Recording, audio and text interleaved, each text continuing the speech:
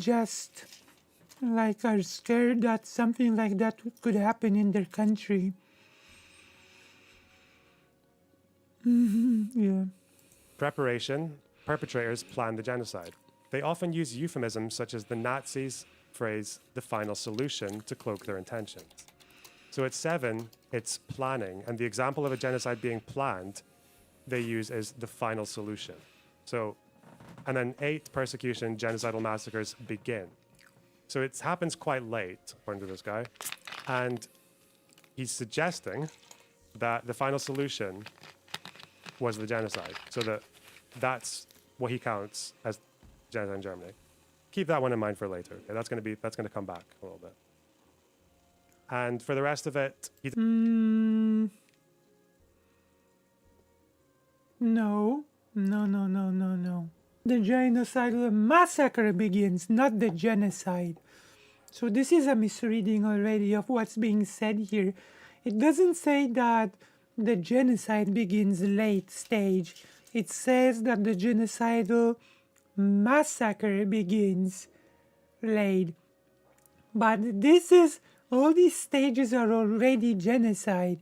If you catch it, it's early stages of genocide, which means that you can catch it and stop it before the genocidal massacres begin. So this is a very convenient misreading of what is being said here. Like I'm just gonna say it here. Loner Box has an interesting way of backpedaling before doubling down. It is like in the movie Castle, but it's a Motte and Bailey. I'm sorry, he's just being such a prick and hiding behind intellectualism. This just makes me mad. You know?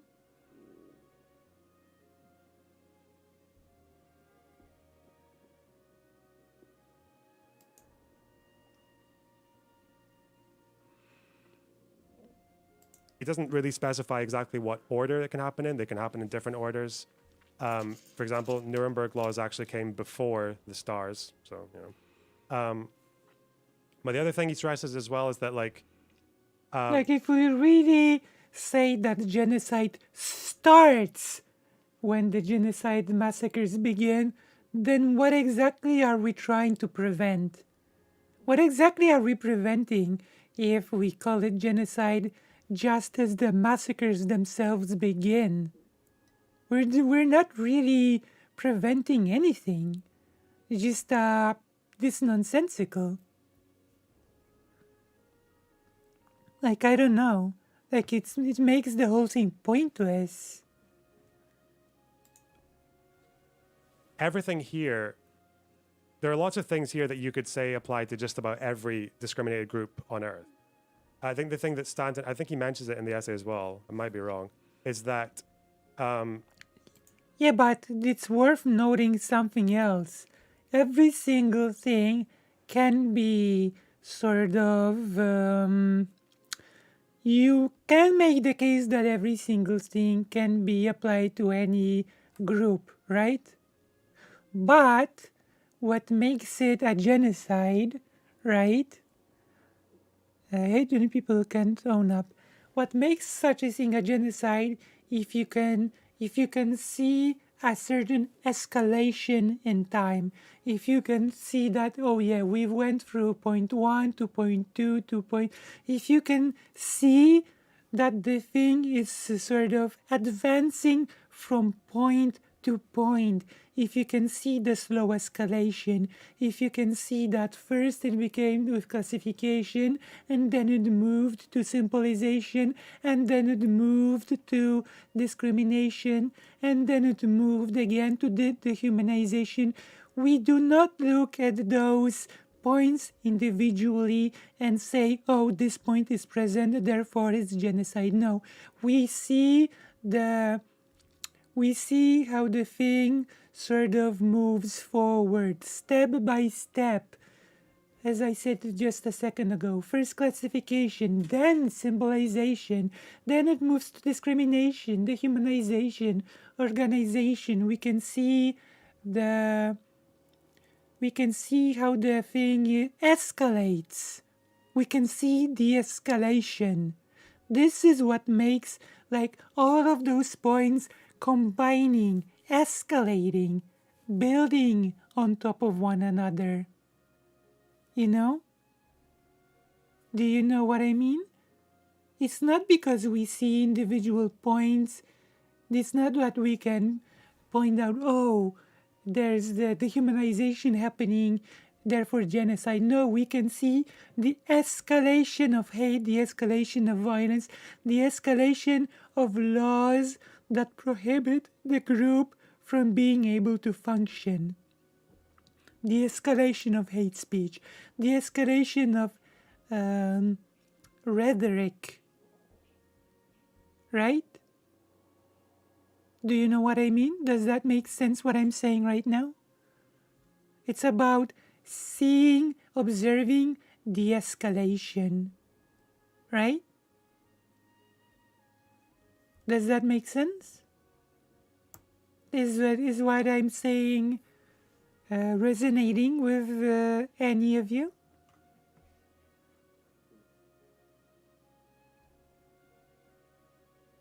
Right?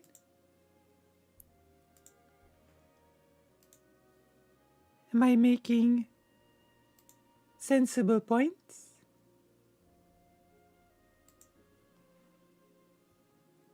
Right? Okay. Very nice. Hello, Johnny Gazamba. Okay. So let's continue.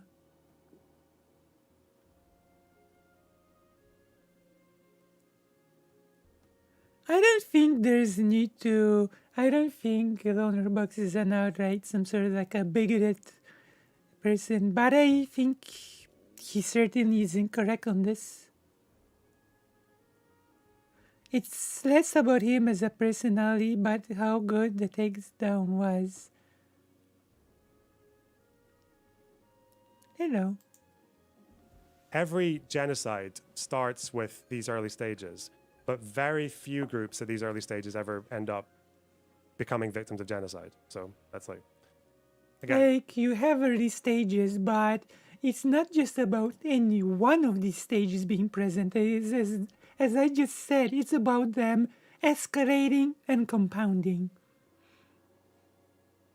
Right? and just being a bit more careful with how you understand the terms and where they were coming from, because there's a bit of misuse that goes on around this. An example, actually I'll give you one here.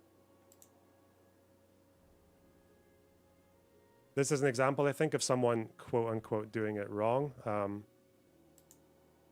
because there's an anti-trans genocide building and we're entering step 8. So remember, the example Stanton gave of step 8 was the final solution, like Nazi death squads and death camps. So I think that's maybe a slightly broad interpretation. Like, I don't think hate crimes count as genocide, but you know, different kind of crime. Okay. Got all the notes there. Okay. As a side note, I imagine some viewers at this point have already made the objection, wait, law? What are you, a fucking liberal?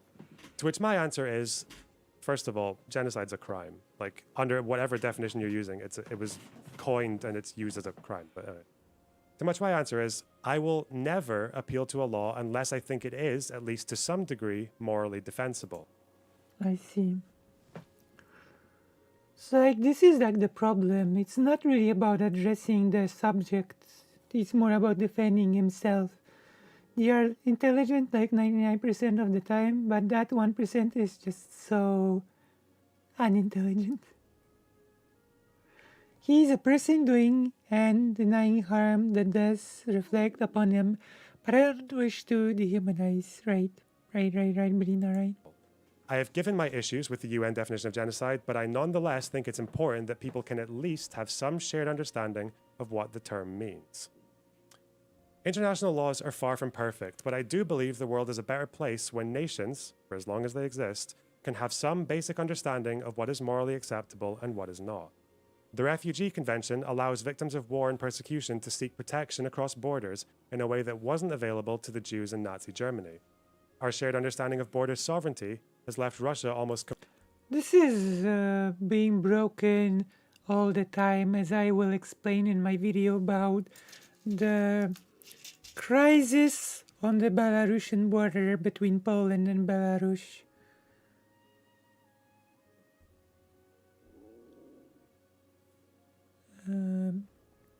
Law doesn't matter. What's being done is lawful, right?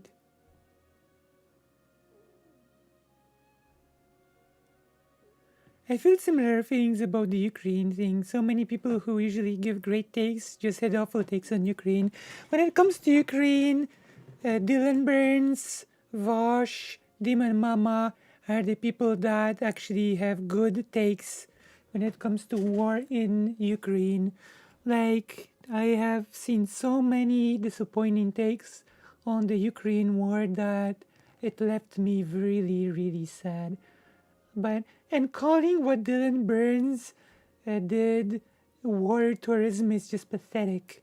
Like, he did really good work in Ukraine. Like, I would love to talk to Dylan Burns. Like, especially since he came to Poland and went to Ukraine. There are many things that I would gladly talk to him about that could be really interesting. Okay, let's continue with this. Yeah, they do. It's true. Nobody is free from blind spots. There are probably blind spots that I have and that I would need to be like completely isolated in its war on Ukraine. The legal, diplomatic agreements between nations have allowed us to give Ukrainians the means to defend themselves against reckless acts of imperialism and, incidentally, genocide. This is a video giving the case for why the Russian war in Ukraine is genocidal. This is a protection that people in Eastern Europe unfortunately didn't have when they were attacked by the Nazis and the USSR.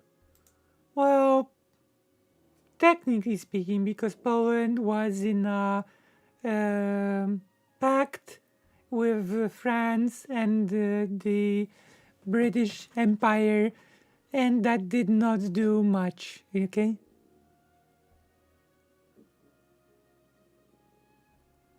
Oh, Sister Rose, I am a very anti-Marxist-Leninist streamer, if that makes you feel any better. And I will do a lot of anti-Marxist-Leninist content in the future.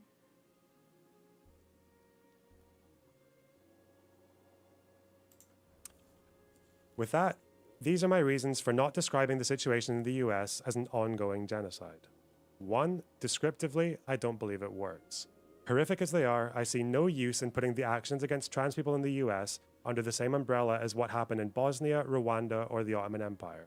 Nor do I think they have much resemblance to the historical acts of cultural genocide, such as Canada or Korea.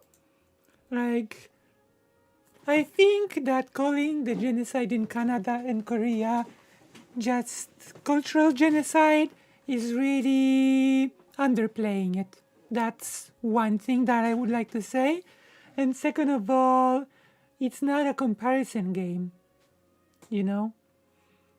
It's really not good to underplay something that is happening because you cannot do a one-to-one comparison to a different thing, you know? You must look at the thing and you must analyze it as it is without trying to draw a one-to-one comparison to other things. Does that make sense? Does that? Yeah. 2. Because of this, the ways we respond to something like discrimination and the ways we respond to genocide are radically different. Likewise, the ways we avoid a genocide are also different from the ways we stop one which is ongoing.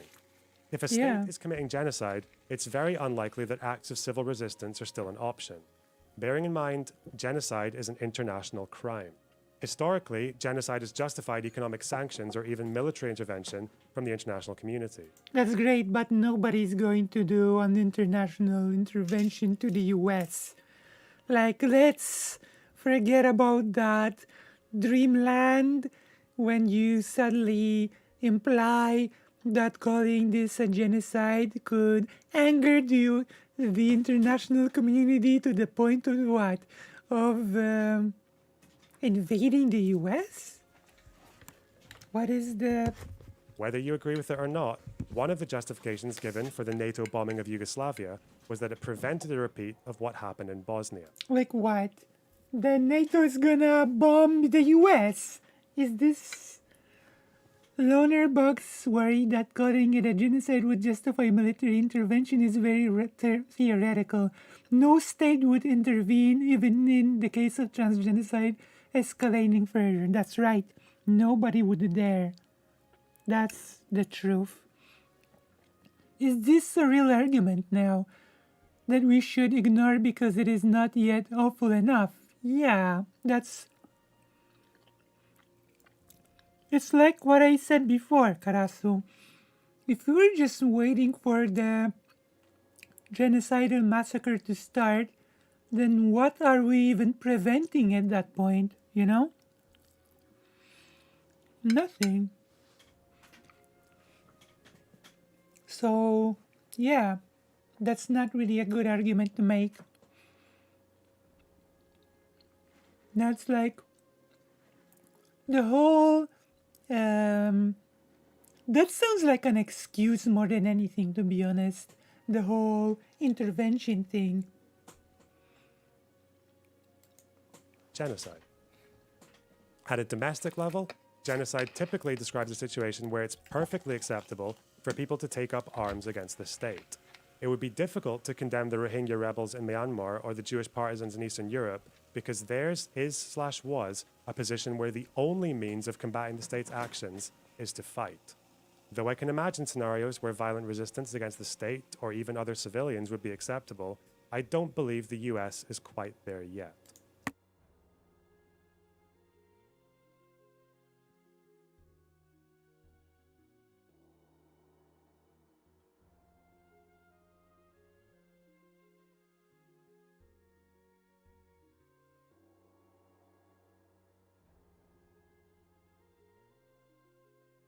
This is a really narrow way of looking at these things, you know? Like, it's not either we agree that it's not a genocide and just move on, or we agree that it's a genocide, therefore we should all take up arms against the state. That is not how it works. If we agree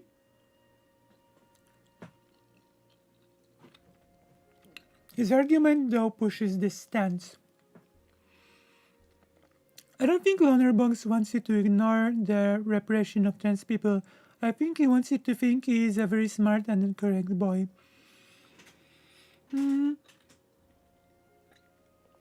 What I want to say is that if we agree that this is a genocide, then it's not really a call for people to take up arms against the state.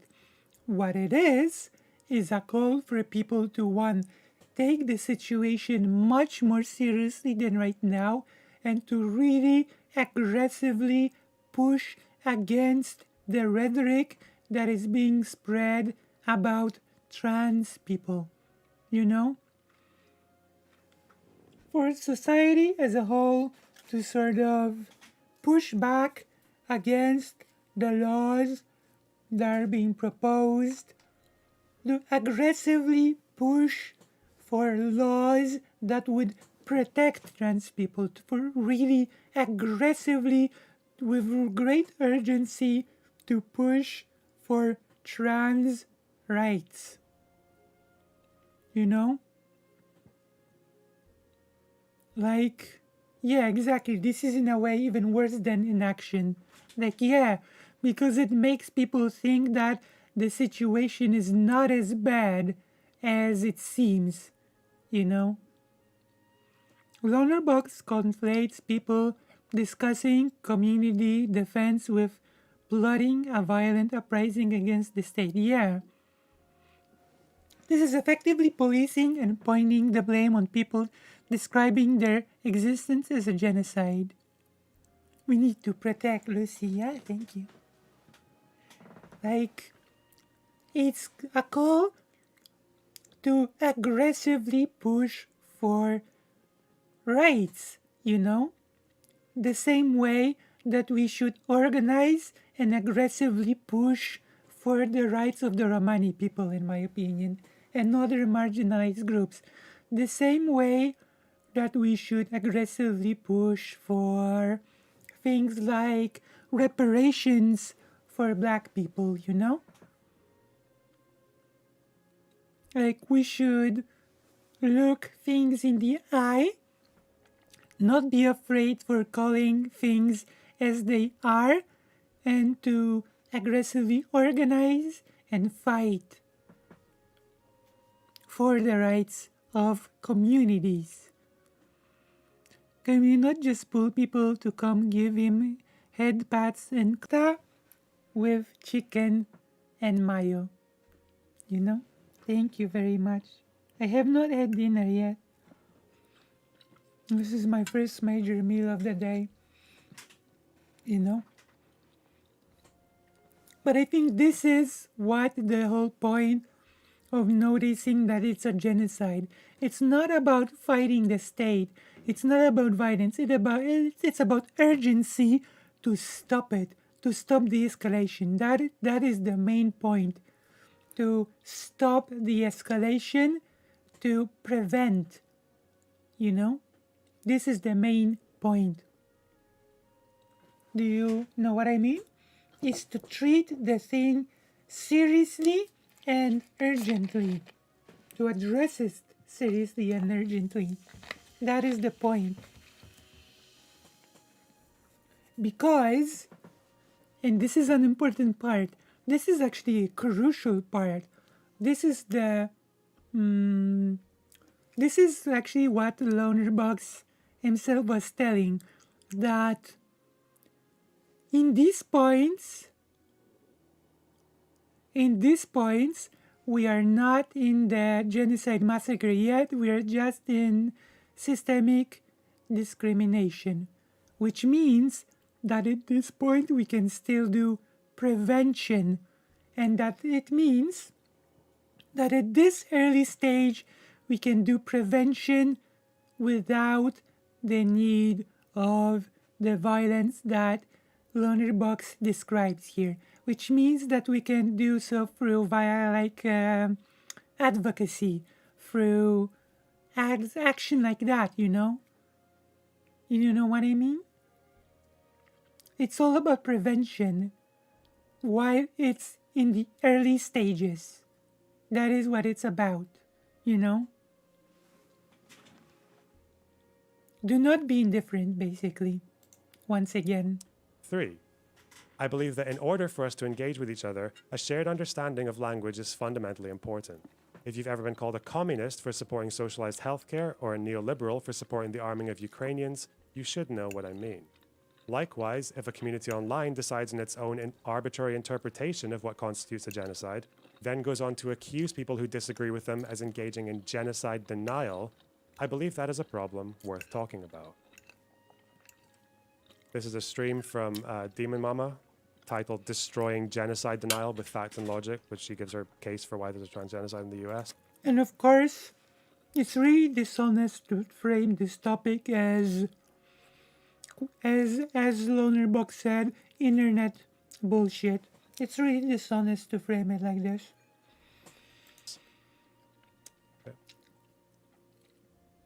In my research on this topic, one of the things I've noticed is that none of the major organizations who are fighting these laws have been using the word genocide.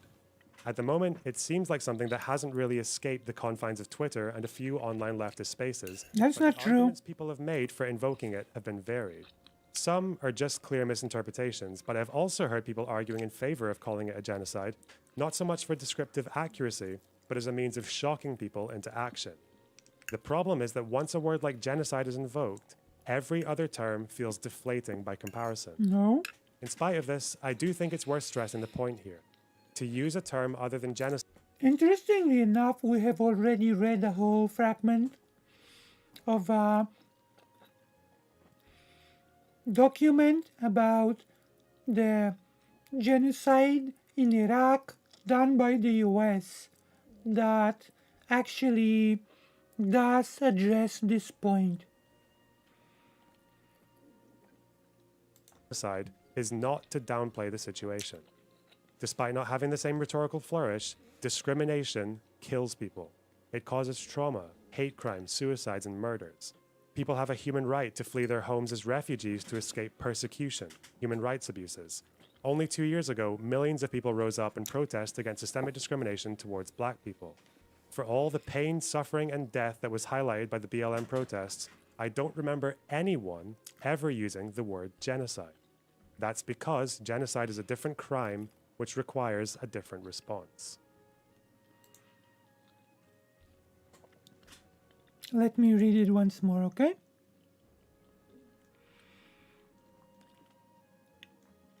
Once again,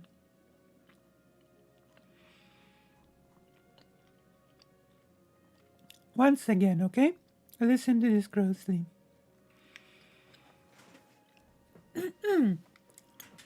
Looking closer, we find that the word genocide has two lives, its common meaning and its legal substance.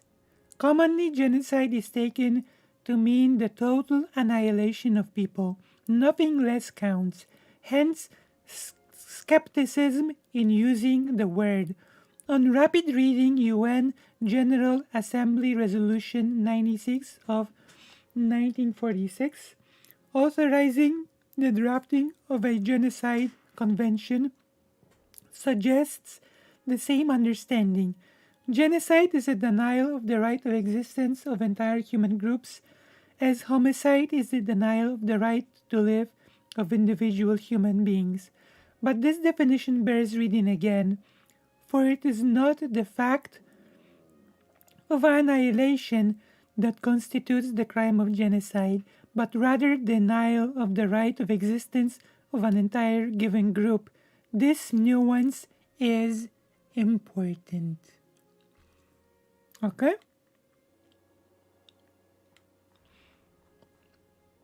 And of all terms in the lexicon, genocide is the true word for what is happening in Iraq. The controversy the word elicits reveals its potential. Some warn against using the term as not to debase its currency.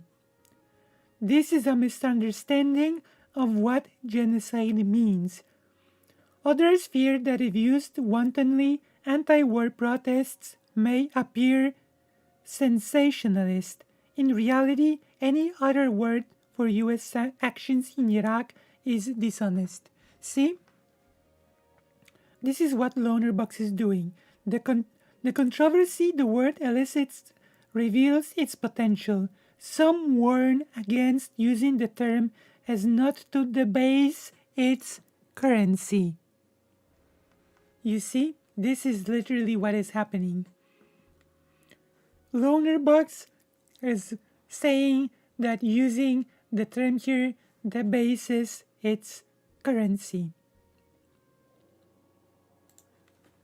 As an example, take the situation of European Muslims, a group that has been systematically othered by governments and media for decades. Since 9/11, they have been routinely dehumanized, branded as terrorists or terrorist sympathizers. They are banned from wearing their veils in France, Austria, Belgium, Denmark, Bulgaria, and the Netherlands. In the UK, the Prevent Strategy counterterrorism program has placed an expectation on untrained citizens to out potential extremists to the state. This policy is so hawkish that it has resulted in children being detained by the state because their teachers mistook the Arabic writing on their clothes for ISIS symbols. Muslim girls face the common bullying routine of having their hijabs ripped off of them in schools. Hardly surprising when their biggest representative in the British media in the last decade, was Shamima Begum. Boys are blamed for the most recent terror attack and assaulted by their peers for so much as having a Middle Eastern name. On the week of 9/11, this also happened to me. Muslim men have been murdered on their doorsteps by far-right thugs after being falsely accused of grooming. Mosques are the frequent targets of arson attacks and vehicle rammings. All the while, conservative politicians will run entire campaigns on anti-Muslim messaging and describe the Islamic faith as a virus. Almost half of the Conservative Party sees Islam as a threat to the British way of life. They are encouraged to be discreet about their faith when seeking employment, and their overrepresentation in frontline services and deprived areas led to them having a significantly higher death rate during the pandemic. The Christchurch shooting, which took place in New Zealand, led to a 600% increase in hate crimes across the UK. Pundits like Tommy Robinson and Paul Joseph Watson barely waited a day before going back to pushing the same great replacement rhetoric that inspired the shooter, a theory which has been the key talking point for the second largest party in France for over 10 years. Okay. This is a level of bigotry that suppresses a culture, destroys lives, and all too often gets innocent people killed. Okay. Does it, however, belong in the same category as what is happening to the Rohingya Muslims in Myanmar? No. One is discrimination and human rights violations, the other is genocide. This is interesting because 9/11 has led to the war in Iraq, the war on terror, and the rise of Islamophobia all around the world. And I will make the opposite case to Loner Box here. I will make the case that it has led to genocide. That what is being described here is genocide against the Muslim people. And I will bolster the claim with a quote. Okay? I will bolster the claim with a quote that I have here.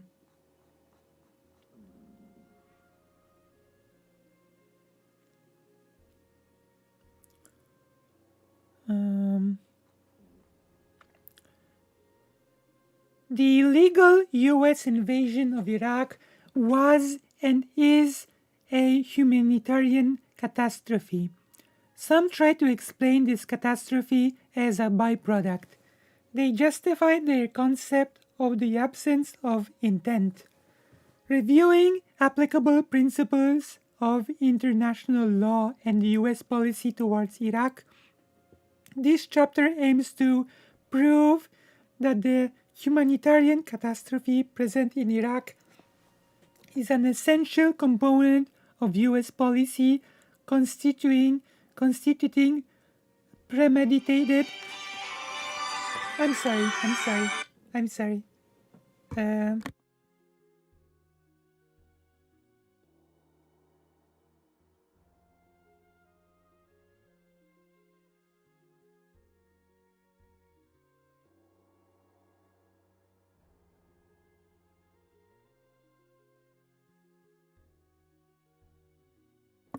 Sorry about that. Okay?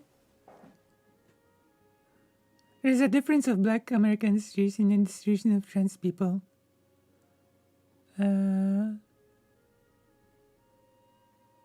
Yeah, if you look at the rhetoric used in a lot of countries, it mirrors Western war on terror type language. Yeah, let's see. So, constituting premeditated genocide against the people of Iraq. The intent that some propose is absent is flagrantly evident. Consequently, this chapter constitutes a call to jurists, law associations, and individuals from all walks of life to act on ending genocide in Iraq.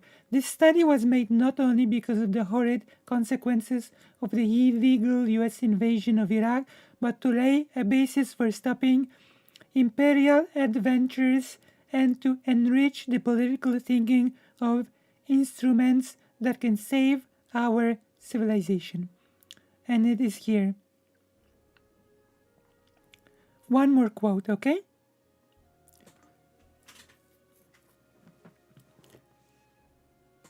This is a misunderstanding of what genocide means. Others fear that if used wantonly, anti-war protest may appear sensationalist. In reality, any other word for US actions in Iraq is dishonest.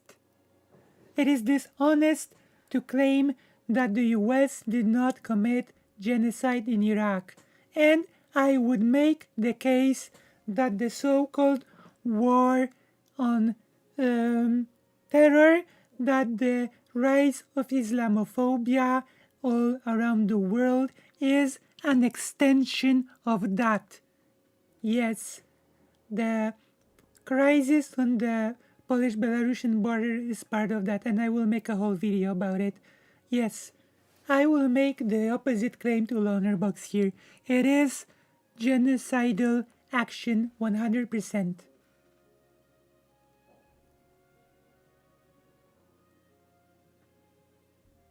See what is happening in the English channel or what happened in Belarusian-Polish border. Yes, exactly. So my claim is the exact opposite to Loner Box here. It is genocide, yes. We need to call it for what it is. The destruction of culture, the leaving people to die on the border without food, without shelter, without medication. It is 100% genocide. Yes. Though they both stem from the same hatred, they are descriptively different and they warrant radically different responses. No. These are my views now, just as they were a couple of months ago before my first debate on the issue. Now, for the internet bullshit. You guys... We do not agree on this, I'm afraid. People pushed back to Mediterranean Sea to die. What is that if not a bloody genocide? Yeah, exactly. Like, we need to be able to call things as they are. Because it's really convenient to not call acts like this genocide, when they definitely are. can feel free to ban Ellen Degenerate until after the stream if he's being annoying. Okay.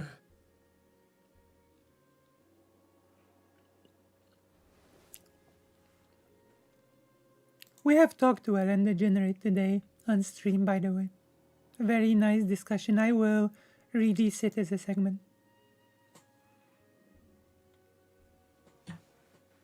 Poly people. First of all, I am very aware that having this discussion at all is bound to be an optical loss for me.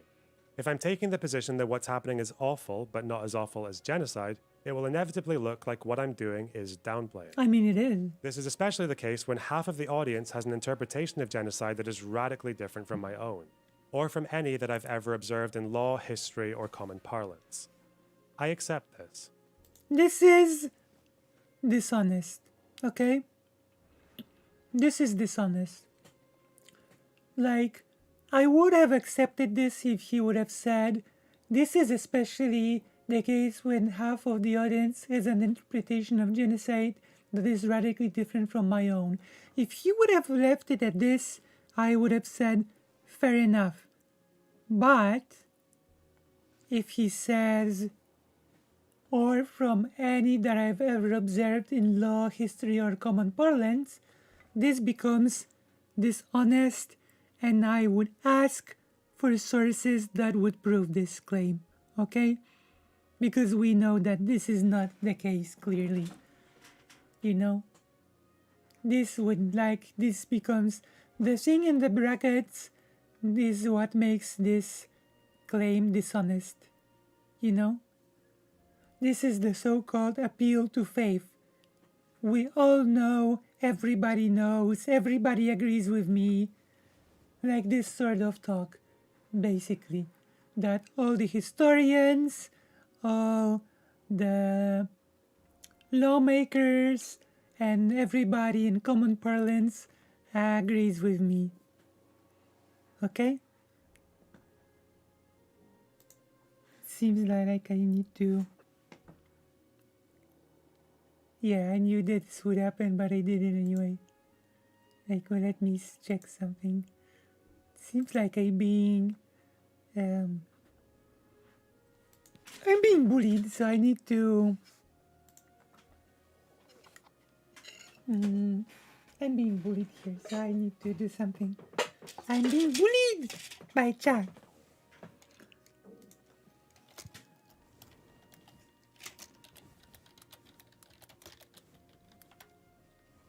There you go. I have edited the title so you cannot bully me anymore. There we go.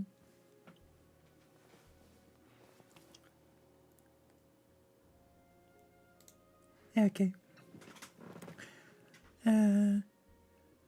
My partner laughed when they asked if this was. Yeah. My partner laughed when they asked if this was all day, and I showed them that no, this is a short stream.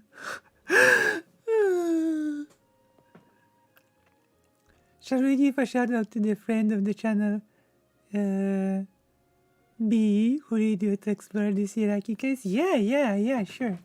Like, say, I would like to personally thank Bar Empanada and apologize for making fun of his name, you know.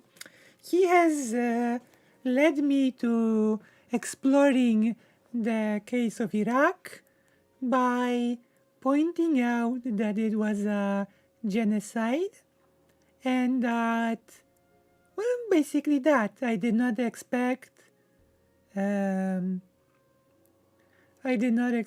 Empanada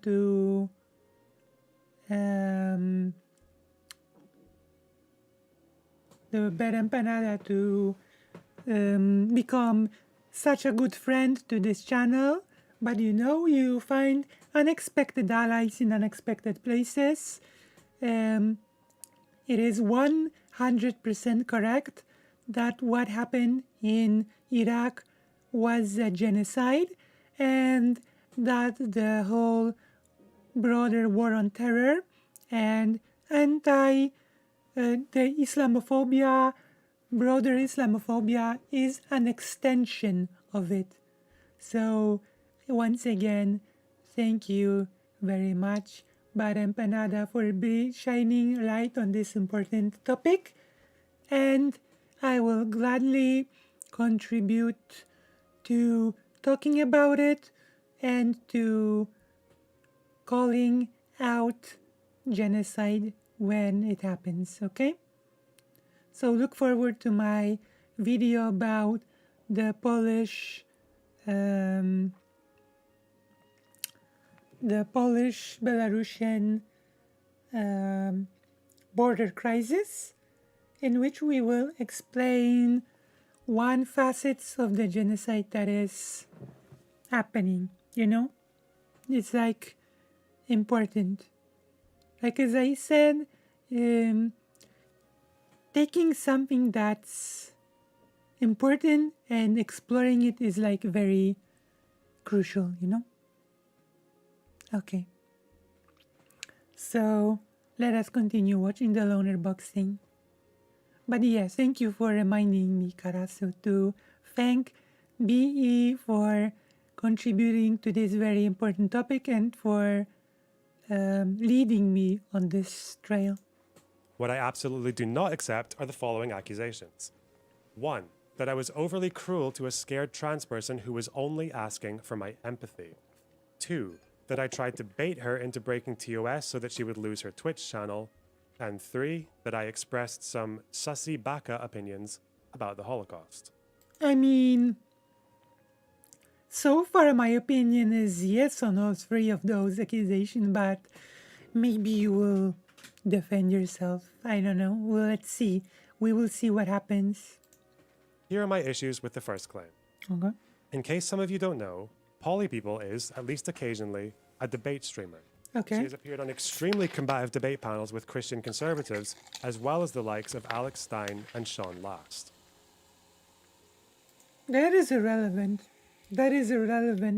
It's very different being a debate streamer and being a combative debate streamer is very different for being afraid for your life about a genocide. So poly people being a debater, even an aggressive debater, is irrelevant to the accusation. So talking about her being an aggressive debater is actually irrelevant when refuting the accusation. Okay? Pregnant. Polly, is it possible for a man to get pregnant? Yes. How? Is it with his penis? He'll have a baby? A baby will come out of his pee hole? Trans dudes can get pregnant, and trans dudes are dudes, my guy. I know you can't, you don't like that reality, but it is reality because we are who. Are you your brain or are you your dick? Right? You think, does your dick talk to you? I mean, maybe it does, but I get my Mine idea of does. who I am, and okay, well then that's because you're kind of a freak. But like this is not an argument. This is just distracting from the issue, to be honest. It doesn't matter how aggressive a debater poly people is, because it has nothing to do with the accusation. I know I am a because my freaky brain freak. tells me so. Yeah, I can see that. I can. You got that vibe to you. But You know I'm a me freak. on the other hand, my brain tells me who I am, and so Do you still have it? don't Do you have- still have male? Do you still have a male penis? ask your mom. So I just Yeah, basically, Brina. My client is an MMA champion and so could never have feared for their life. Yeah. Like, it doesn't matter. Like, it's irrelevant if she's an aggressive debater. wanted to illustrate. I could have probably got like 50 million more clips of this, but Yeah, but poly it people doesn't is matter. Okay, with very combative panels with people who are very, let's say, out there. It doesn't matter. Transphobe, like Alex. We all know who Alex Stein is. I think this shapeshifter person is like a very famous. Like, this is totally different thing. Like being afraid for your life and discussing your fear with someone. Like, discussing your fear about a genocide is different from debating things during a panel. It's like totally different. Like, I'm not sure what this is supposed to prove. Right-wing detransitioner. Sean Last is like, he's like the final boss of internet race realism and great replacement stuff. So probably not the most friendly to trans people either. Anyway, when she came into my chat, I was already in the middle of a heated exchange with my community. Her input was not to ask for an empathetic discussion, but to argue the specific case that there is an ongoing genocide in the United States. So this is strange because that is not what she said during the discussion proper, right? And also, having a heated debate with your own chat is pretty strange and on you.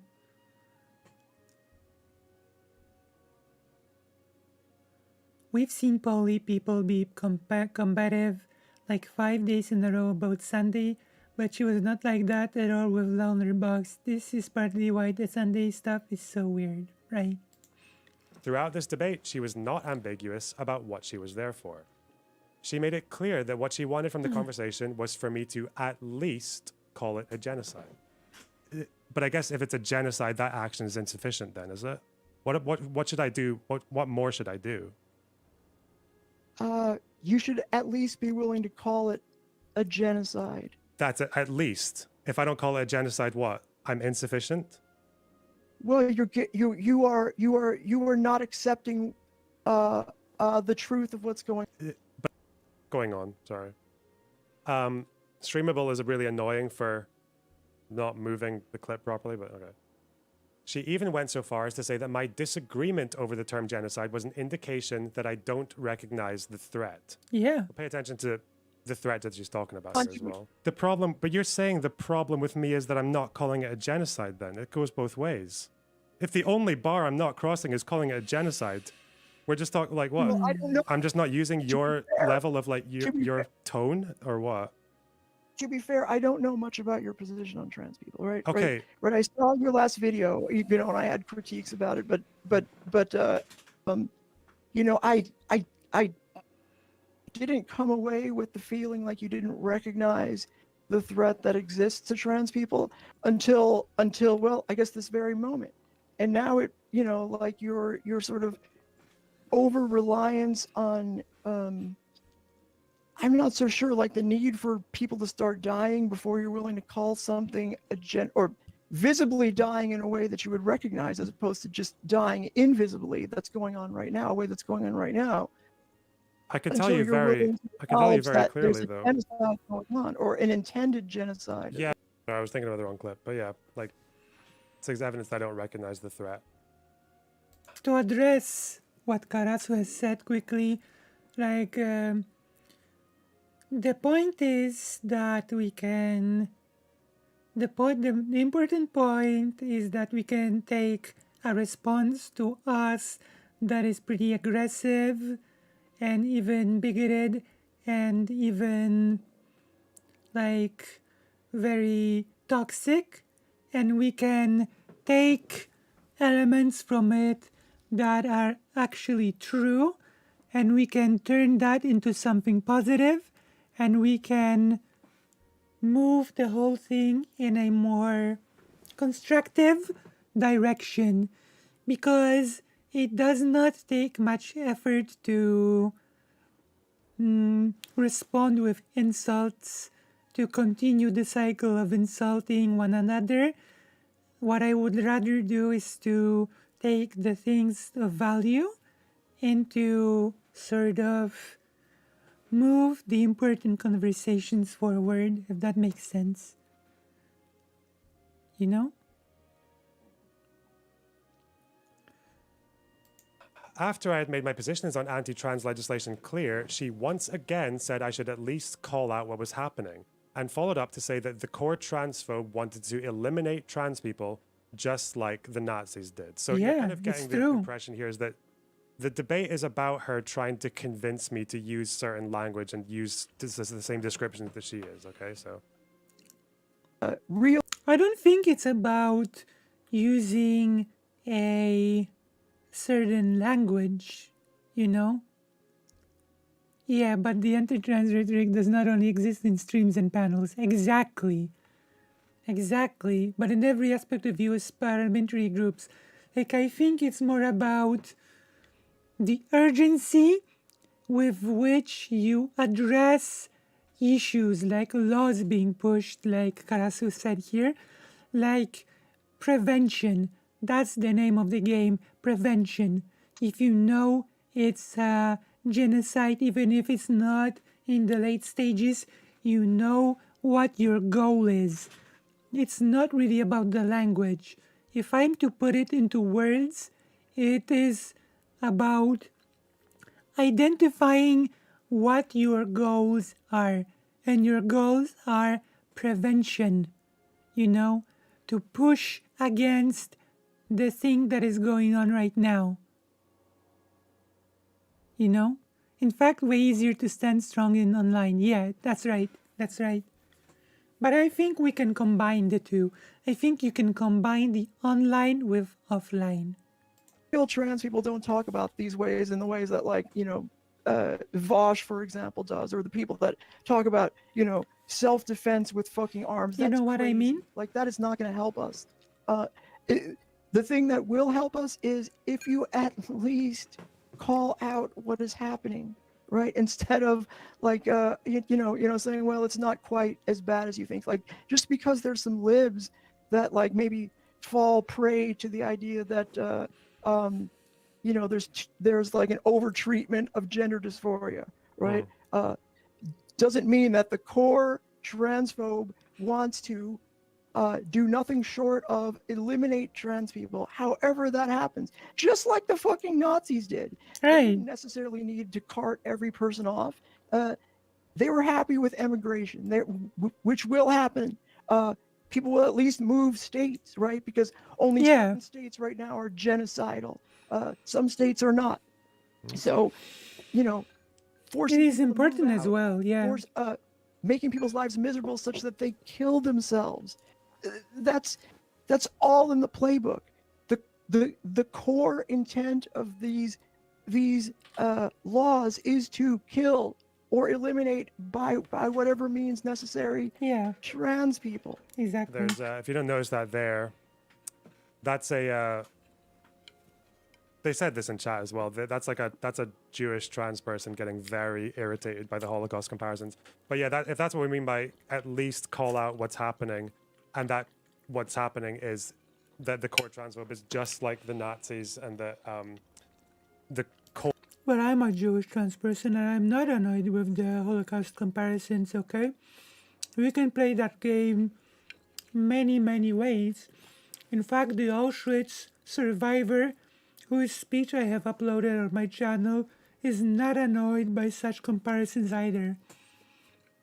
So this little jab that you inserted in your little manifesto video is not exactly very substantial, you know, at the end of the day.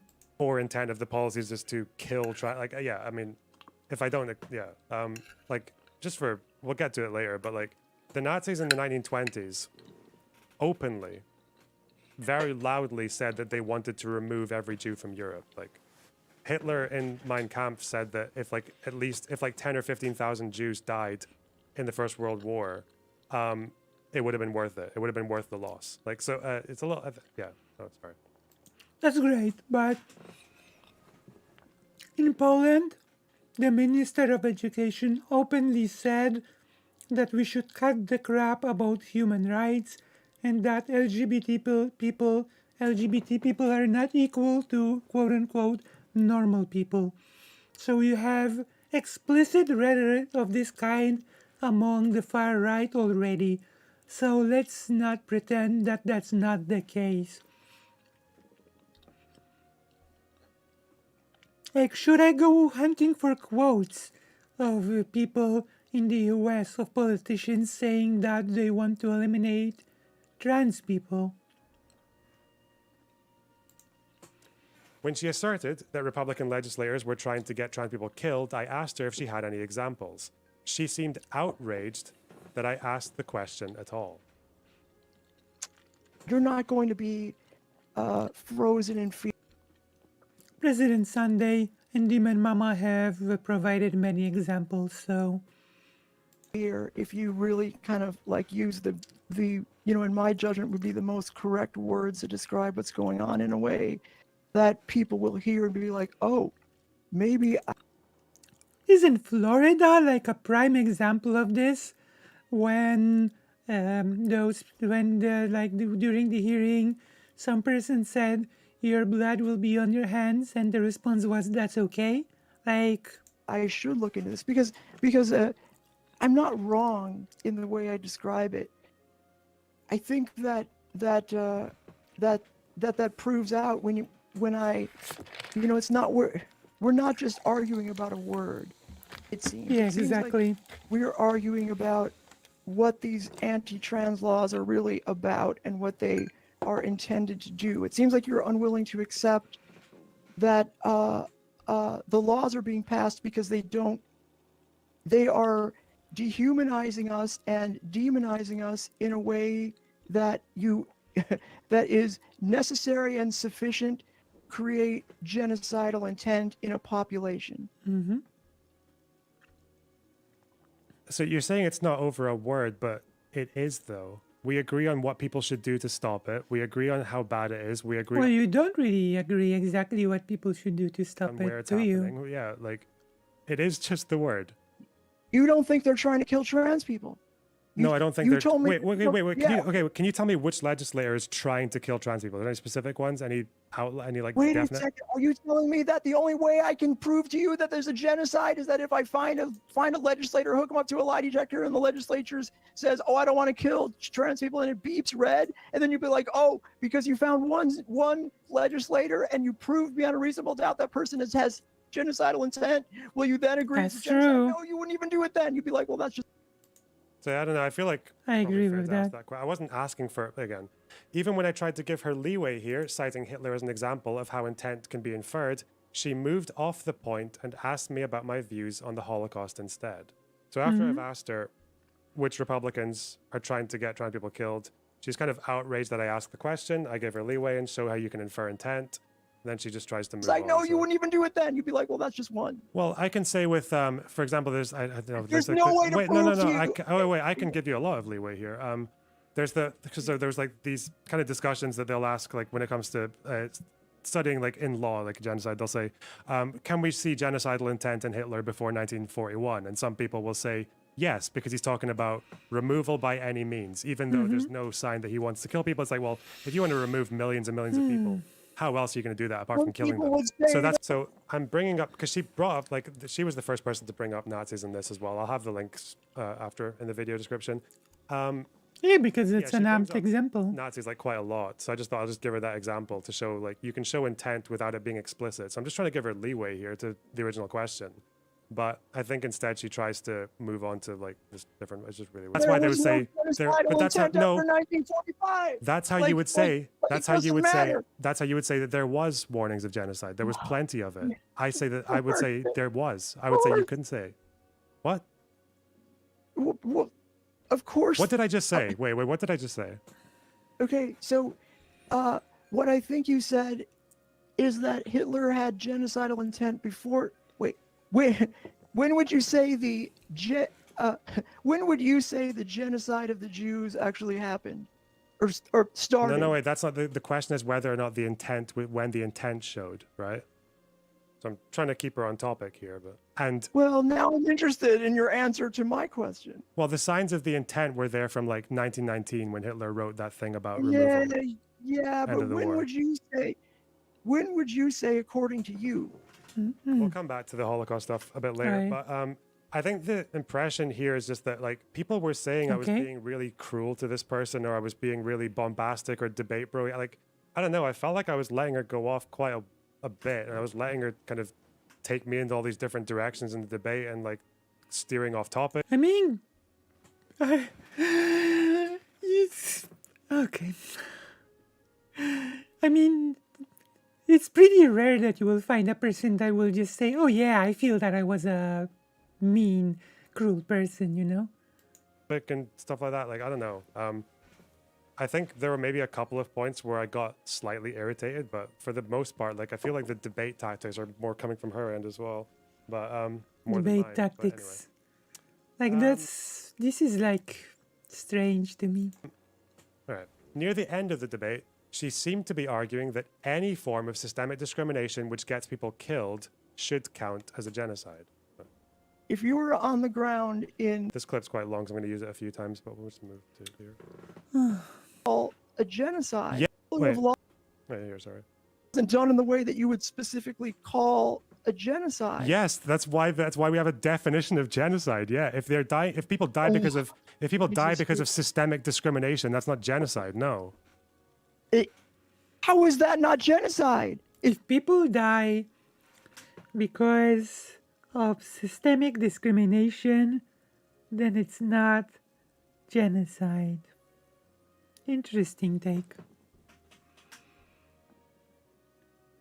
People die as a result of systemic discrimination. Okay, can we? Oh wait. Can we just? Okay, can you just admit to me right? Can you Under just color wait? of law? I leave the clips quite big just for context, but yeah, that's at that point. I'm just I don't know. I think you could probably argue that all systemic discrimination against minorities gets them killed in one way or another, but we'll get to that. What? It seemed apparent that what Polly wanted was for me to accept her claims without providing any explanation for them. By asking her a couple of questions that she didn't have an answer to, I was doing it wrong. This is because Polly is not someone who is just afraid and looking for empathy from other streamers. She is someone who believes that people on the left should agree with her positions on trans issues uncritically. She is very open about this on her streams, where she explicitly said, whilst reflecting on our debate, that you don't have to understand, you can just believe what we're telling you. We don't need empathy. Yeah, I mean, well, we don't. We need people to fight for us and believe us. Like, you don't have to understand it. You don't have to like the fucking requirement that somehow we have to make you understand. That's not good. Like, that's bad thinking. You know, if you're pro-trans people, and you have somebody like me, explain to you why there's a trans genocide. You get an unexpected backlash from your take. The correct thing is to just assume you don't if you don't understand, it's that's not on us. That's on you, and you don't have to understand. You could just believe what we're telling you. She streamed about me for about 5 or 6 days after this debate. There was quite a lot to go through, but I don't want to drown in sources, right? You might think I'm being hyperbolic when I describe her as a puritanical ideologue, but she wouldn't. Right? And they don't like me for some reason. I'm sort of the odd one out on the target list, right? Because I am. Like, it's strange that it becomes, instead of like, this is what makes the problem, that it's about prevention, but it becomes an argument about technicality. Yeah, exactly. This does not say exactly what you think it does. That's the problem, right? I'm like, by all respects, like a puritanical, like, ideologue, right? You would say that, certainly, right? So, like, to have an attack on me from the left, it's got to be personal as opposed to ideological, right? I think Stardust's response to that is quite funny. Right. So, like, to have an attack on me, right? You would say that, certainly, right? So, like, to have an attack on me from the left. Okay. By the way, if you want to be like a puritanical ideologue, I think that's fine. That's cool. I like having. It's good to have variety in the Twitch space. We're like a that's where this is where you get like the more weird political commentary. That's cool. So basically, it's just a game to you. It's all cool, right? This is like a fun game of Twitch. The problem is that being like that, but then people trying to frame you as something completely different to that is just weird. But you'll notice that a lot of these complaints that were made about my debate with Polly didn't actually come. So basically, upper right corner is this chat, our chat. Left corner is Loner Box's chat. The one behind me is Loner Box's chat.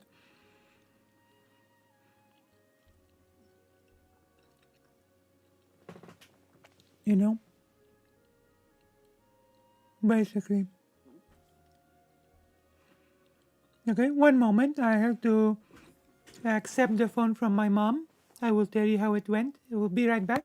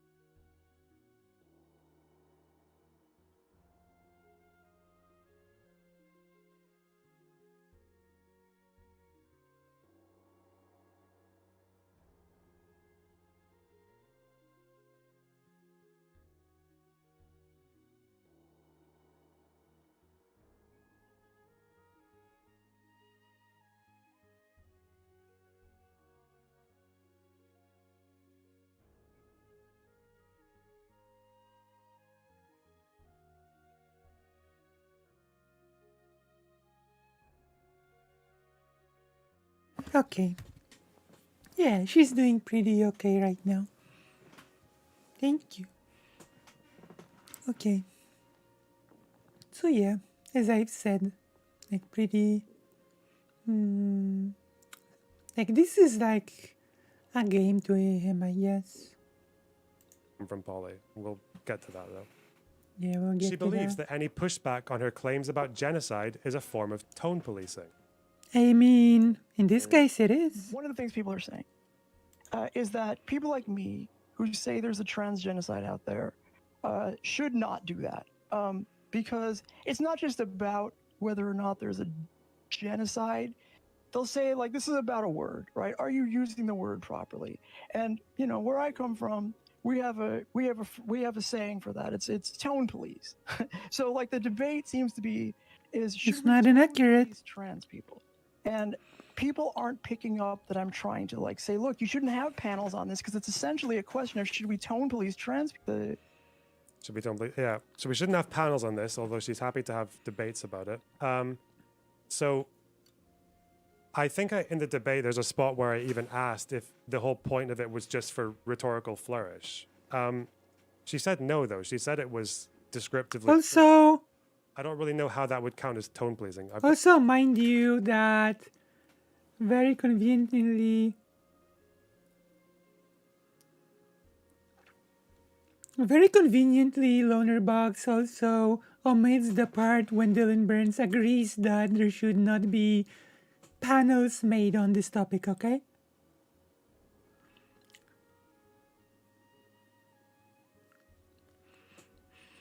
Keep in mind that while Dylan Burns did not exactly agree about genocide as the phrase being used, Dylan Burns did agree on a lot of things. And he said that he would not try to tell trans people how to describe it, okay? So this like there a lot of from Dylan Burns himself is being omitted in this conversation. The way he talks about the politics space shows that he sees it as a game. It's kayfabe, baby, except it's actual trans people's lives. Does he have no comprehension of what genocide actually is? I think we covered it earlier, but I wasn't there. Yeah. We have covered a bit of it. Like, Pretty sure tone policing is when you like have a go at like a black woman for being aggressive or like or uppity or something like that. Like it's more, it's about tone, not about a disagreement on an issue. But yeah. what can Of be? course, arguing that someone is using a term incorrectly is not anywhere near the same as tone policing, especially when you are the one implying that others shouldn't be publicly voicing those disagreements. In her own words, real allies don't quibble with the definition. This is a tweet.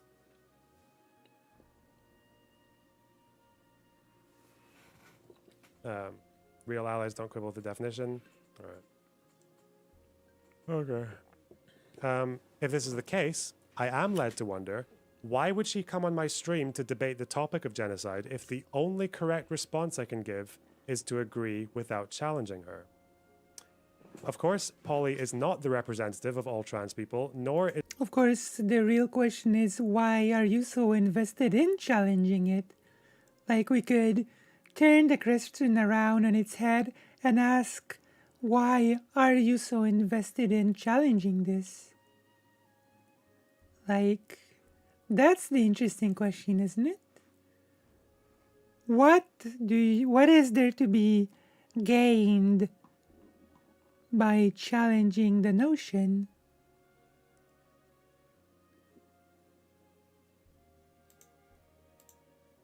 I can, of course. how that would count as tone pleasing. I'm pretty sure tone pleasing is when you like have a go at like a black woman for being I think there's aggressive or, gonna. like, I think it's or we're uppity or gonna something see it like that. Like, again. it's more, it's about tone, not about a disagreement on an issue. We're gonna see it again. I think that Of course, arguing that someone is using a term incorrectly is not anywhere near the same as tone policing, especially when you are the one implying that others shouldn't be publicly voicing those disagreements. In her own words, real allies don't quibble Oh, with the I think it definition. will be like here. Tweet. There you go. Using the word genocide to describe what is going on with trans people has had an unexpected benefit. People who are with trans people stand out. The real allies don't quibble with the definition. Fake allies tell me I'm fear-mongering, insane, or even dangerous. Yeah, it is being obstructed. Because it's about the goals. It's about having your goals in mind, you know? Real allies don't quibble with the definition. All right. Okay. If this is the case, I am led to wonder, why would she come on my stream to debate the topic of genocide if... Yeah, I would agree, Karasu. It is worse than tone policing, yeah. the only correct response I can give is to agree without challenging her? Like, once again, why are you so invested in challenging her? Of course, Polly is not the representative of all trans people, nor is the group of trans people she surrounds herself with online. LB is effectively victim blaming and pushes the argument that calling it a genocide is calling for yeah, exactly. Which is very strange to say. This makes it especially inconvenient for her when she faces disagreement from other trans people.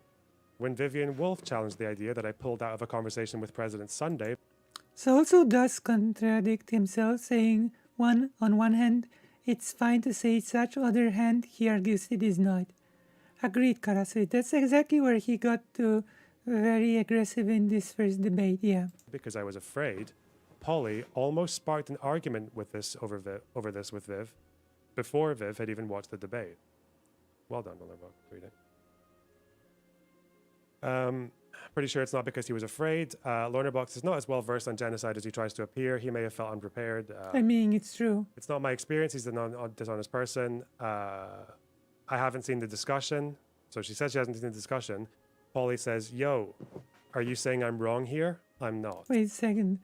Loner Box is not as well versed. Okay. It's not been my experience that Loner Box is typically an intellectual dishonest person, but my read could be off and I haven't seen this discussion with you either, so whatever. I'm not sure I like the tone of whatever, but Dylan Burns also did not push this argument by calling transgenocide will push or call for violence against conservatives. Like, I think if you're gonna talk about being honest, I think Dylan Burns was a lot more honest when discussing this, you know? He said that he was worried about using a certain language, but I could tell that to Dylan Burns, this isn't just a game of definitions. I could tell that when it comes to Dylan Burns, his goal, at least, is still to prevent bad things from happening, if that makes sense, you know? So I would say that Dylan Burns is a lot better on this whole topic than Loner Box, if that makes sense. Does it make sense? You know? I think Dylan Burns was a lot better on this whole topic.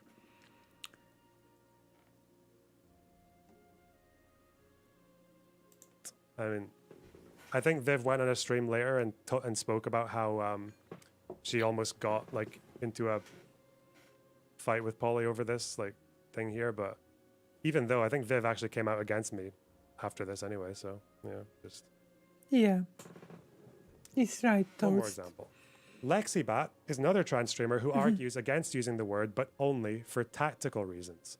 As he was trying to explain his position whilst reviewing our debate, Polly was typing in Lexibat's chat saying, call it what it is, and Jesus Christ, just say genocide. Okay. This clip's a little bit long, but Murder or suicide, mass suicide, caused by policy. That's what a democide is. I would use that instead, personally.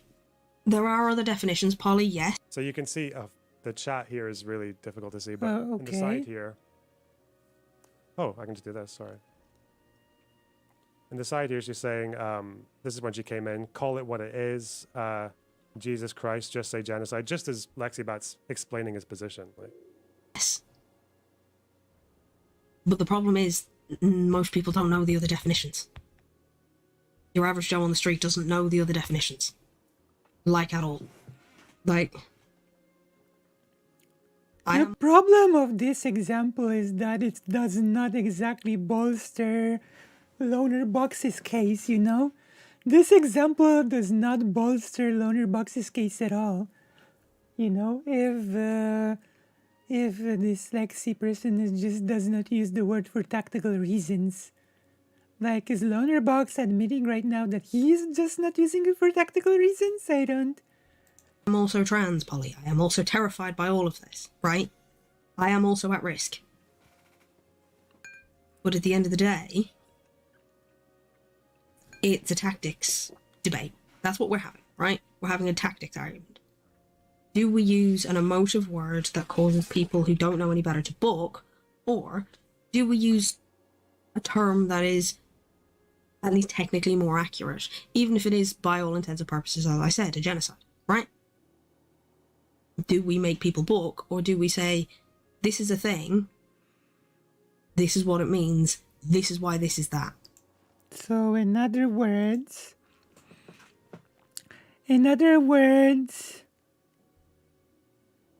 Of all terms in the lexicon, genocide is the true word for what is happening. The controversy the word elicits reveals its potential. Some warn us against using the term so as not to debase its currency. This is a misunderstanding of what genocide means. I have to go back to this quote time and time again because it seems that it's really applicable. You know? This is what's happening. And is leading to genocide. That is the biggest pile of horse shit I've ever heard in my life, 255. My daughter was using non-binary pronouns for me when she was 4. Also, they, them is not a neo-pronoun. Fuck off. Yeah, like, at the end of the day, this is like a tactics conversation more than it is a terminology one. Yeah, especially since the survivors of the Holocaust warn us against it repeating. Because you're right. It is. But legally, like, on the world court, I think this is what Polly said to set Alex off. Okay, this is nuts. I don't get your take because it's here. broken and the definition is nonsense, it doesn't work. And if anyone is gonna fucking refer to it as a genocide, if anyone does know the definition of genocide, it'll be the UN definition they know. That's because you're not cunting listening, Polly, for fuck's sake. You're hearing the shit you want to hear or the shit you think I'm saying, and you're not listening to what I'm actually cunting saying. Try open your fucking ears. Jesus, my 7-year-old can listen better than this. My take is, yeah, amongst us, it's a fucking genocide. But when you are talking to people who don't fucking know any better... Yeah, that's right. That's right, Carazo. Exactly, Emmanuel.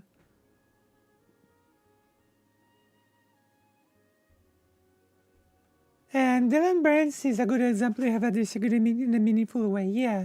Because Dylan Burns strikes me more as a person that actually cares, you know? It's not a game to Dylan Burns. At least that is my perception. Like, my perception might be a bit skewed because I think he did amazing work by going to Ukraine and doing a lot of things. So I will admit that I will give Dylan Burns a lot more charitability, you know?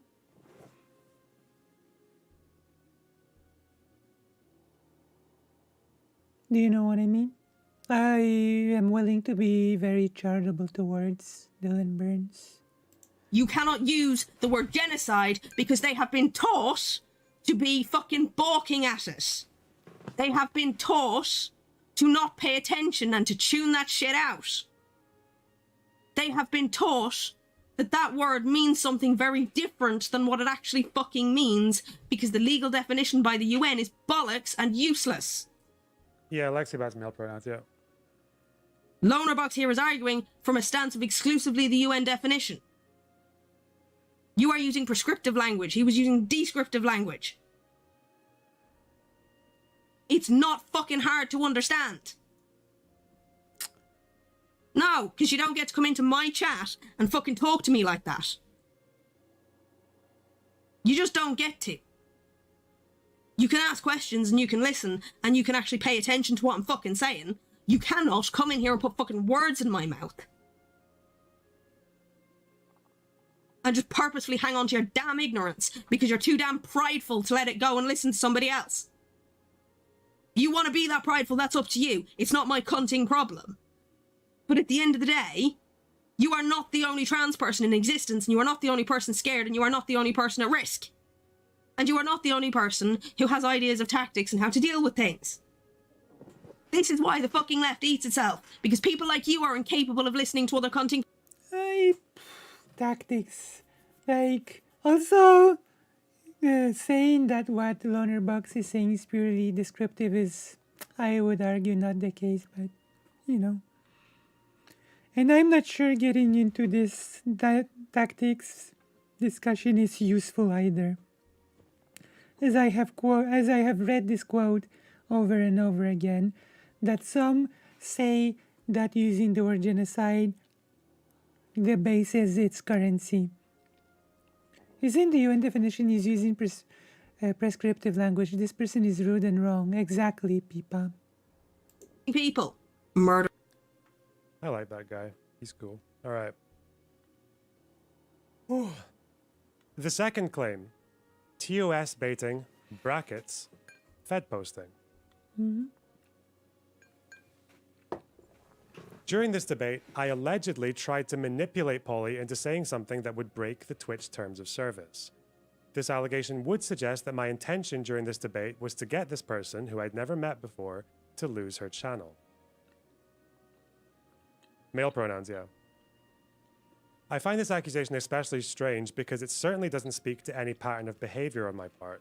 My views on deplatforming are generally more permissive than those of most leftists I associate with, and I Okay. don't typically celebrate when other people get banned.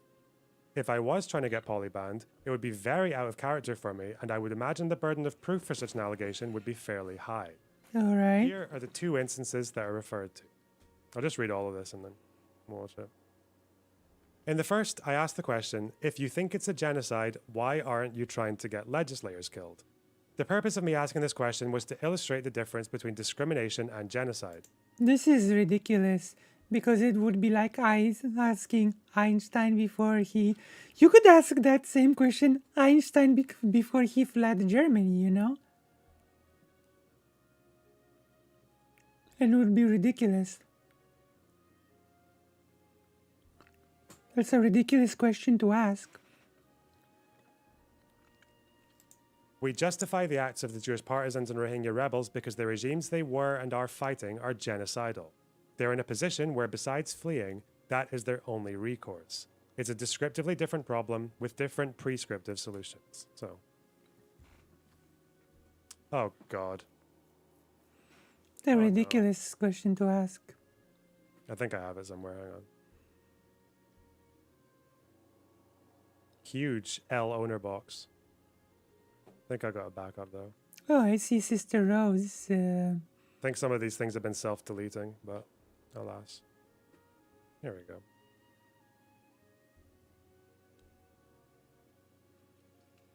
I think legislators do this because they want to kill the trans people. Then the way you respond to that is, well, what would you do? What would you do if the Nazis took power? You wouldn't oppose like Jewish militias trying to assassinate Nazi politicians, right? So I don't know, like, if you're calling it a genocide, then why are you not trying to get legislators killed? This In is like a self-defense. dishonest question Well, to ask, I'm in my not, opinion. you know, I would never talk about that. So when someone answers that question, That's a good with, "I would question. never I don't talk know. about that," it kind of I sounds don't know. like, again, I could have been wrong. It kind of sounds like they're saying, yes, that's just my first reading of it. And my response to it was just to, again, just engage with it, because obviously I think that's a really stupid thing to advocate for. But yeah, like she could just reject the premise if she doesn't like it, but we'll see. You wouldn't know, I talk think about that- it, but that- you, okay. Well, I wouldn't do any. I would personally not do anything like that. Like Yeah, you that's just, if I was feeling mean here, if I was talking to like a right winger, I would probably keep asking the question, but I'm just accepting her answer and just assuming it means what I think it means and then going off with it. So you can say, want other people to fuck up their own lives and go to jail that's and just not- like ruin everything just because, and actually probably fuck the movement even more. Like you could literally ask Einstein the same questions when he was preparing to flee Germany. You know? That's exactly how it could be done. But that's the logical conclusion, right? If someone has genocidal intent and is trying to action it gradually, they are fair game, right? So I think you're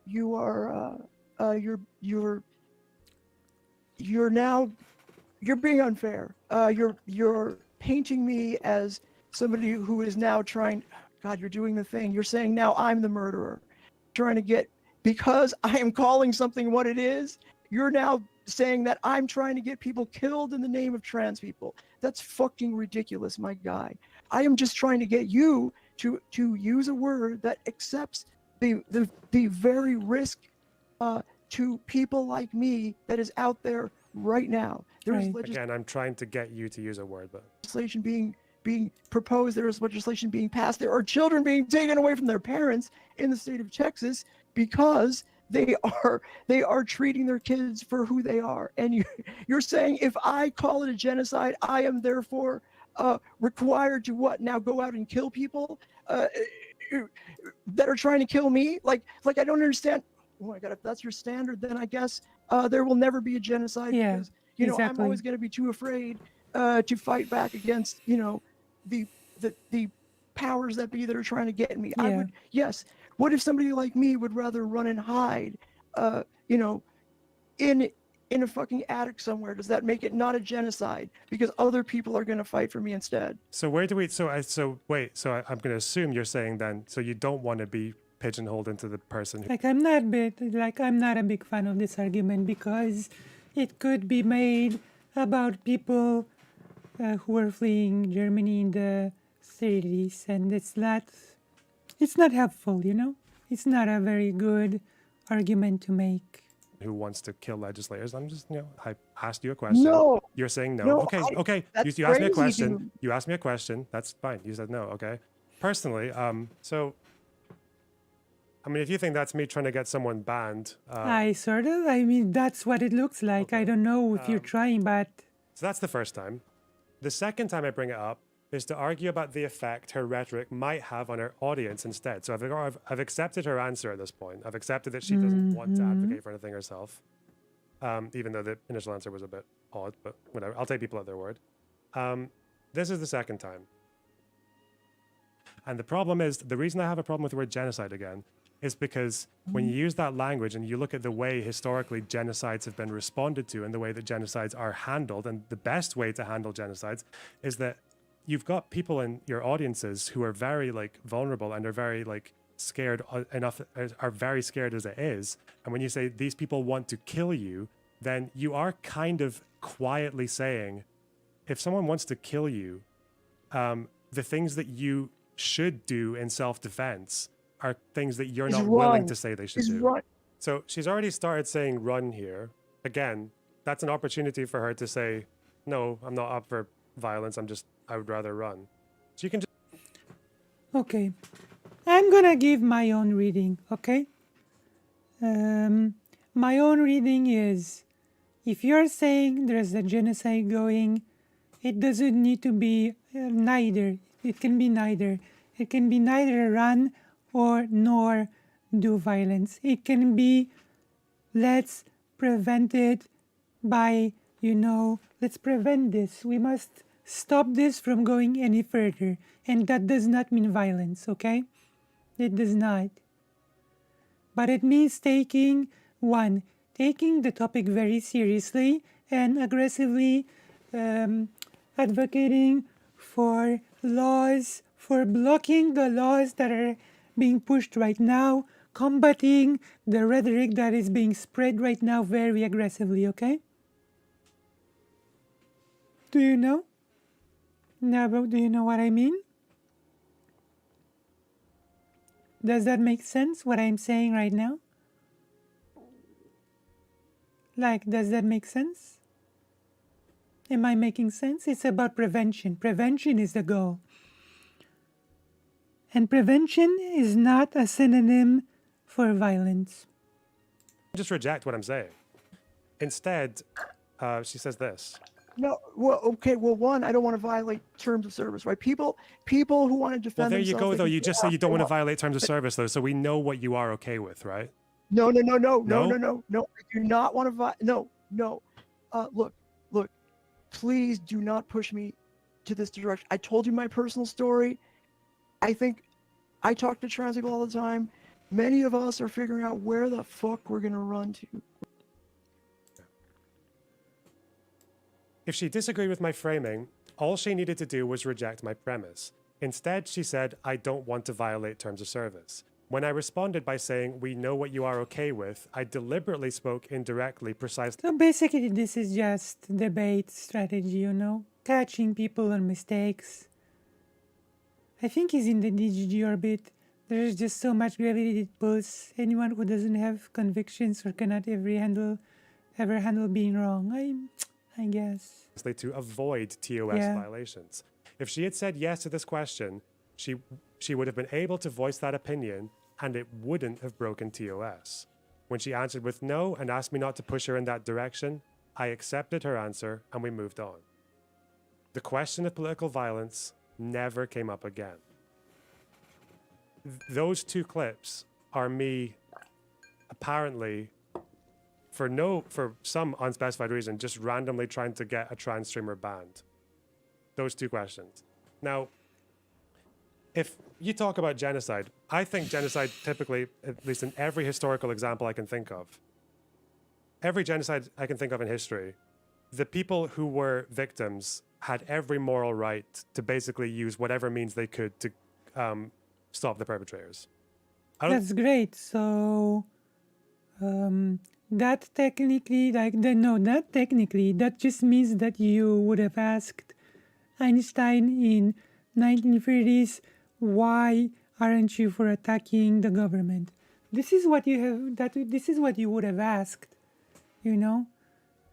This is what sort of exposes your argument as not being very reasonable. I don't think there's any example of a genocide where you would say that's not okay. So I think you kind of have, like, I think it's perfectly fair to bring up that question.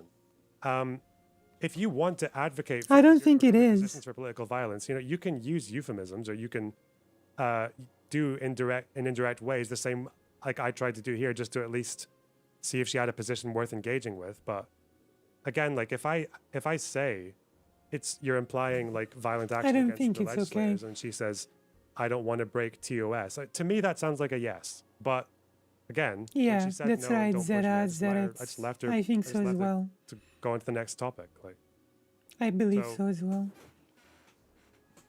I don't know if you think if you think that's me trying to get someone banned, I think it's you you trying can- to win a debate. it would be worth asking here if the only point in me bringing up political violence was for TOS bait. Why did I also mention it before the call? Cultural. I don't know. I don't know what it would look like for trans people. I think no, actually I do. I think what you could call a cultural genocide of trans people, and I think this is the only, and I'm saying like a less than 1% chance, but the only chance I think of that happening is like states start to sanction some kind of like forced conversion therapy for trans kids. Like they'll say that there's a crisis of like a mental health crisis of trans kids, and Not wanting to. Well, let's see. So yeah. Let me see, Cara. So what's that? So yeah, he's arguing inciting violence. LB's here is actually victim blaming. Yeah. Not wanting to break TOS also includes discussions of things that you disagree with, and he's trying to get an easy win when he chooses a terrible position. Yeah, exactly. It's about winning a debate. It's not about discussing the goals in a meaningful way. This argument that he wouldn't bring it up if he thought it was a problem also shows his bias. Smaller trans creators don't get the same grace extended to them when it comes to getting reported for TOS. Yeah, exactly. Like, I will say, like, this is not about discussing what to do and about the goals. It's just about winning a debate. we need to save them by finding trans kids and bring them to conversion therapy camps so that they can purge their fucking demons or get rid of the social contagion or whatever. I think that would be, I'd be like, fuck, you know? That would be a cultural genocide, yeah. Also, banning any form of social transition is, for the trans youth, is a form of forced conversion therapy. Like, I would make that case. Banning any form of transition, social or medical, is a form of forced conversion therapy.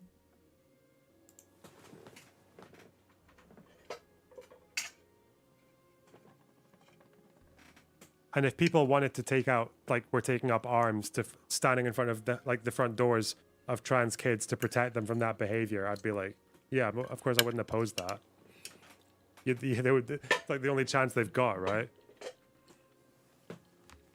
I know some people are thinking about Texas. Don't worry, we'll talk about Texas. Exactly, Brina, Furthermore, exactly. Why did I willingly stake my own positions on political violence, which were very close to being TOS violations? I think this is probably, of this entire debate, the closest anyone came to breaking TOS was actually me, but okay. So when it Okay. comes to domestically, the difference is that I feel like I'm more radical than you now. I think if there's a genocide happening, hold you on. should fucking like video game the Okay. people who are doing the genocide. Hold on. So yeah.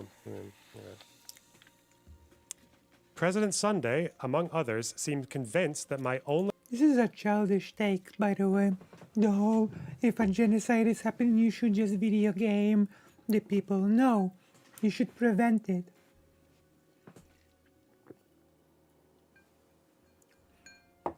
only intention with these questions was to get Polly to lose her channel. What's interesting to me is that this complaint, as far as I know, was never made to me by Polly herself. But we'll return to that later. Okay, What does that matter? This is Doe. She didn't commit the violation. She rejected it multiple times. She said, no, I don't want to fight anyone. I want to run away. And he pressed her repeatedly. It was a disingenuous TOS bait. Yeah. If you're starting to think this might be a little bit misrepresentative of the clips we just watched, there might be a common theme there. Okay? It's not, though. I'm going to say this is I don't not think an it accurate is. representation of what we just watched. I mean, you would say that. You're like the... This is what we commonly say. This is what we commonly, in the law, while we are being legal, this is what we call conflict of interest, okay? You're not really in the position to judge whether or not if it's like, you know... Of course, you're gonna say that you were perfectly clear, that you were not, like... Of course, you're not gonna incriminate yourself. There's a conflict of interest there. You're not the best judge of this.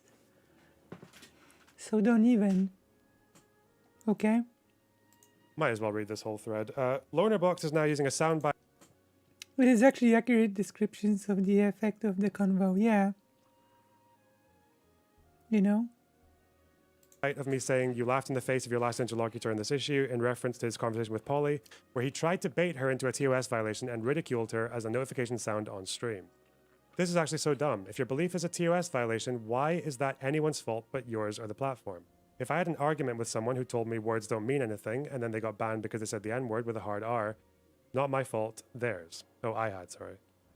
No one's belief for TOS violations. That's not what people are upset about. Please refrain from engaging until you've caught up with, at minimum, the initial debate that sparked this all. Wow. Doe, I've watched the debate. I agree with Loner's position. I know Polly didn't violate TOS. She answered the line of questions where they were going and very strongly said she wasn't calling for violence.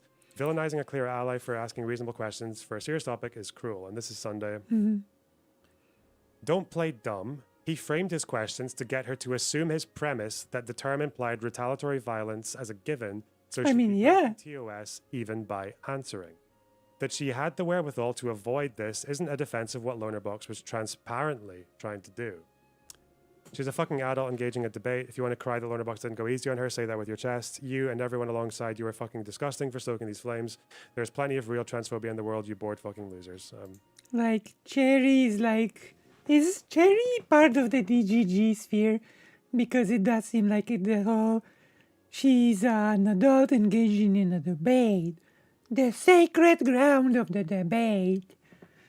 It is irrelevant. It is irrelevant if Loner Box argued consciously to TOS bait or justify or just used intuitively such techniques. He does know the other people can have opinions on a publicly broadcasted debate on topics that affect many people, right? Like, this is this is so Steven Universe, the whole, she's an adult engaging in debate. If you can't take the heat, get out of the kitchen, and stuff like that. It's ridiculous, okay? This is just silly. This is just silly talk. Thanks, Jerry. Okay. If you cannot take the heat, get out of the imagine kitchen. people might have been a little primed to assume that the reason for asking this question is to Fed post because of this debate between Vosh and Rose Wrist, where Rose asked the question, if it were possible to kill Republican lawmakers with no consequences, would it then be justified?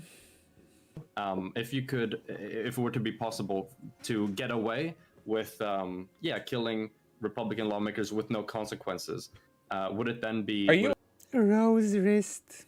Rose wrist is a whole other thing. Helping Stephen with his magnificent manifesto. Manifestos all around. I'm really losing out on not writing my Dakifesto. wait? Are you actually fed posting at me right now? You're glowing in this convo. Wait, are you being fed these questions? So you'll notice there that Rose said no consequences. The question's a little bit different, but yeah. It's likely the well might be a little poisoned around this issue because we now know that this question was sent to Rose by Destiny. I've been given permission to share Well. these, oh dear. Oh, well. Steven, I knew that Steven universe was at play here.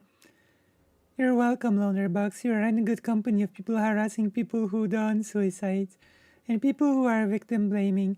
You're really progressing. Yeah, exactly. My gosh.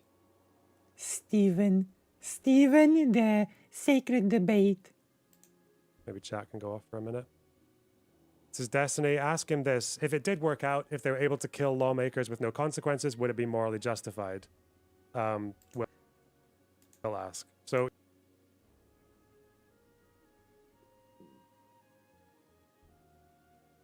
Wanna chat, babe? you can see there, that's when this line of messaging starts. Okay, that's really important.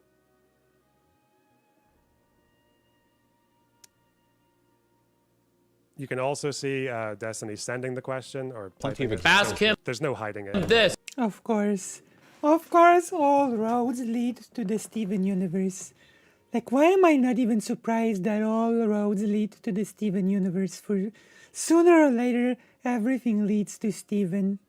History of lawmakers. If who it did work out, cracked if they down were able to on, kill civil lawmakers rights, facing at the very least with no legitimate threats of consequences, violence. would it And I do be feel that the morally threats of justified? Question mark. You know, are a legitimate Ask component him. of a democratic Let's hear it. process. Make him answer when our people in question. power are Very excitable, Justin. All right.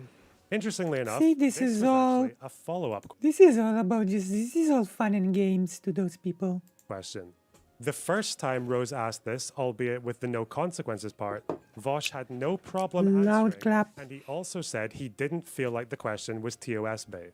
Now this Loud question, clap. you'll notice, is a bit more similar to my one, right? Okay.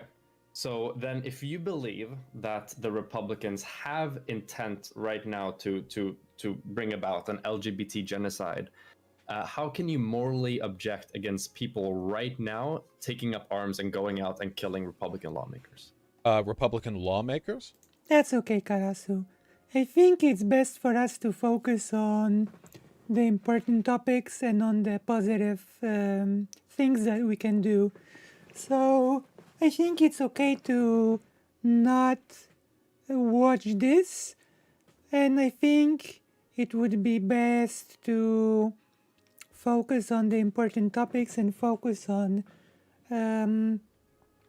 working on the Romani people topic and working on the border crisis topic and on developing things that we can translate into real life positive action, you know? I think it's more than okay if you don't feel like watching this to not take part. Like, the most important thing for us is to, when we watch something like this, is to take as much useful information from it and to focus on our goals, you know? To have the goals in mind and to, just like with the BE situation, to, instead of focusing on throwing back insults or, you know, turning it into a strange debate, we should focus on making something positive out of it. See you, yeah. I am going to make plans of my sculpture for therapeutic reasons. Yeah, sculpturing is great. we will talk about that as well later. Okay. Let us... I might need to break this into a few streams, maybe even, you know? Because this is this is a whole manifesto. Like, people should get over themselves with their whole manifestos. People are so self-obsessed. Like, a whole manifesto that does not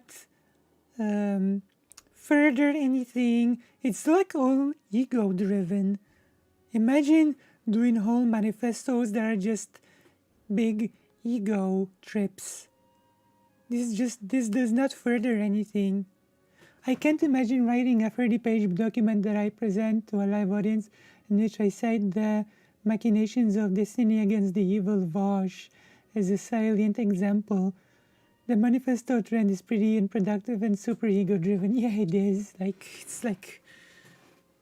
I can imagine, like, I can... that's not a bad idea. This short stream has been going for a while. Gotta pace yourself too, yeah.